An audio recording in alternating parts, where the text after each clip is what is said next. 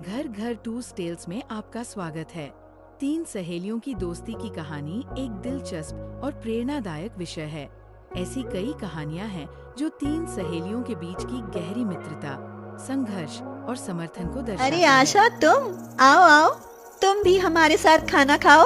अरे अरे जूही बिटिया, ये क्या कर रही हैं? जमींदारनी जी, एक गरीब नाई की बेटी जूही के साथ बैठकर खाना खाएगी क्या? मुंशी जी, जबान को लगाम लगाइए। आशा जूही की सहेली है, उसके बारे में कभी कुछ मत बोलना। यह कहानी है गांव की एक गरीब और दो अमीर सहेलियों जूही, नेहा और आशा की। तीनों सहेलियों में बचपन से ही गहरा प्यार था। बचपन से जवानी आ गई थी, मगर उनका प्यार और प्यारी प्यारी शरारतें अभी भी बरकरार थी। आशा कंचों पर निशाना मारते हुए बोली, मैंने पूरे 10 निशाने मारे हैं, पर कंचा तो एक भी नहीं फूटा ना। मैंने पूरे 3 कंचे फोड़ डाले हैं। क्यों, मान गई ना मेरा निशाना? अरे ब्याह के लायक हो गई हो और अब छोटी बच्चियों की तरह गोली कंचों में उलझी हो। कोई घर गृहस्थी का काम भी सीख लो। वो तो हम पहले ही सीख चुकी हैं चाची। पता नहीं तुम शादी के बाद अकेली कैसे रह पाओगी। मुझे तो बस यही चिंता रहती है। कुछ दिन बाद आशा की शादी हो जाती है और वह अपने ससुराल चली जाती है। उसके बिना जूही और नेहा उदास रहने लगती हैं। आशा तो हमसे बिछड़ गई नेहा, अब हमारी बारी है। हाँ जूही, कुछ दिन बाद हमारी भी शादी हो जाएगी। समय बीतता जाता है और कुछ दिन बाद नेहा और जूही की भी शादी हो जाती है। उन दोनों का ससुराल शहर में था। दोनों की शादी बहुत अमीर घरों में हुई थी। शादी के बाद तीनों सहेलियां कुछ दिन तक तो अपनी गृहस्थी में उलझी रहती हैं, मगर फिर एक दूसरे से मिलने के लिए बेचैन सी रहने लगती हैं। एक दिन जूही को जब अपनी सहेलियों की याद आती है तो वह नेहा को फोन मिलाती है। हेलो नेहा, कैसी हो? अरे जूही, तुम? इतने दिनों बाद याद आई मेरी। सुनो, यह तो बता, तुझे मेरा नंबर कहाँ से मिला? गांव में तेरी माँ से लिया। क्या आशा का नंबर भी मिला तुझे? आशा की बहुत याद आती है यार। याद मुझे भी बहुत आती है उसकी। सुना तो है कि वह भी हमारी तरह इसी शहर में रहती है, पर उसके घर का पता नहीं मिला। तू चिंता ना कर, मैं कल गांव जा रही हूँ और उसके ससुराल का पता लेकर ही लौटूंगी। फिर तो हम अपनी सहेली से जरूर मिलने चलेंगे। हाँ जरूर चलेंगे जूही। अच्छा ओके, अब मैं फोन रखती हूँ। कुछ दिन बाद नेहा जूही को फोन पर बताती है, जूही, हमारी फ्रेंड यहाँ शहर में एक गरीब कॉलोनी में रहती है। हमें अमीरी गरीबी से क्या लेना यार, हमें तो बस अपनी सहेली से मिलना है। आखिर देखें तो हमारी सहेली शादी के बाद कैसी लगती है। तो फिर कल चलें उससे मिलने? हाँ हाँ चलो। अगले दिन नेहा और जूही एक शानदार महंगी गाड़ी में बैठकर अपनी गरीब सहेली आशा से मिलने आती हैं। कॉलोनी तो यही है, पर घर पूछना पड़ेगा किसी से।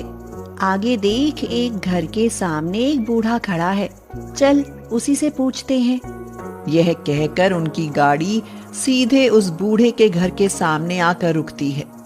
इतनी बड़ी गाड़ी को देखकर बूढ़ा चौंक सा जाता है। बाबा, हमें विष्णु के घर जाना है।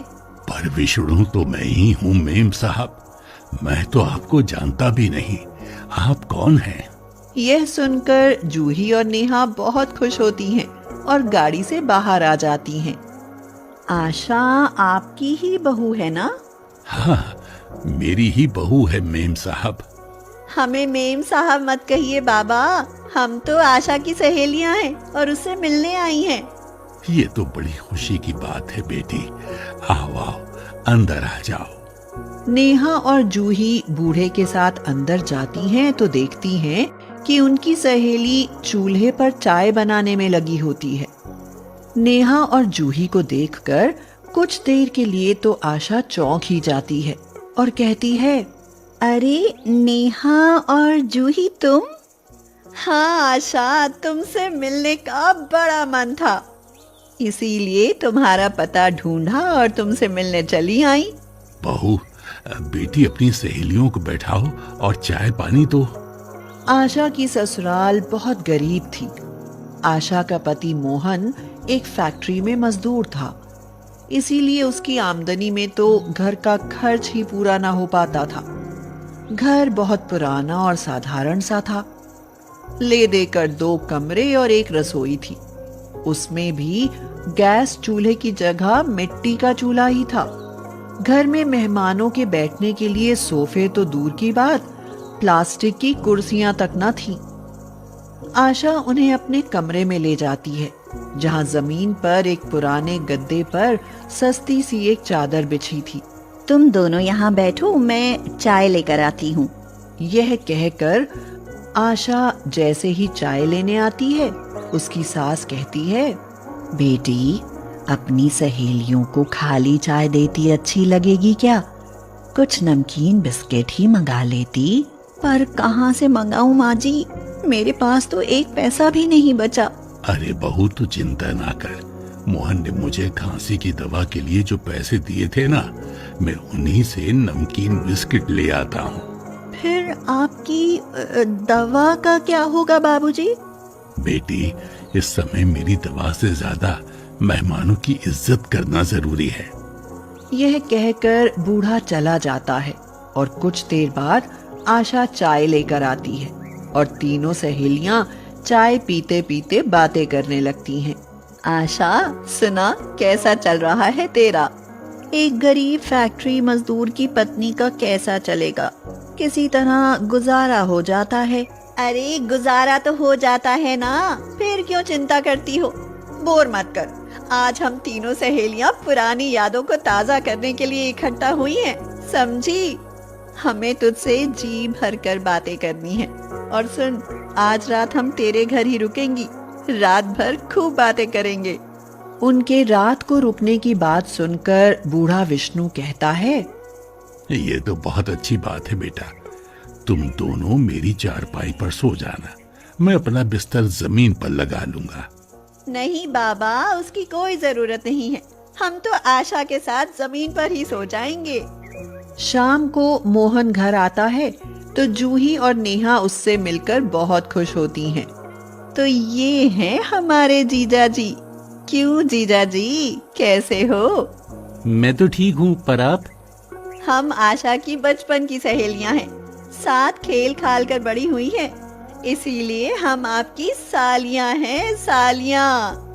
ये आशा की सहेलियां हैं, भला रोज रोज थोड़ी ना आती हैं। इनके लिए कुछ अच्छा सा खाना बनवाओ। ठीक है बाबूजी। यह कहकर मोहन बाजार से कुछ पनीर, मटर और सलाद की चीजें ले आता है और उस रात सब अच्छा खाना खाते हैं। खाना खाने के बाद तीनों सहेलियां खूब सारी बातें करती हैं और अपनी पुरानी शरारतों को याद कर खूब हंसती रहती हैं। मगर सुबह होती है तो आशा अचानक उदास हो जाती है। अरे क्या बात है, तुम्हारा चेहरा क्यों लटका है? कुछ नहीं, बस तुम्हारे जीजू को थोड़ा बुखार है। अच्छा, चल मैं देखती हूँ। यह कहकर जूही मोहन का माथा छूकर देखती है तो चौंक ही जाती है। अरे आपको तो बहुत तेज बुखार है, आपको तो अस्पताल ले जाना पड़ेगा। नहीं नहीं, इतना ज्यादा बुखार नहीं है, एक गोली ले लेंगे तो उतर जाएगा। आशा ठीक कहती है बेटी, इतने बुखार से क्या होता है। जीजा जी हमारे साथ चलिए, हम आपको अस्पताल लेकर चलती हैं।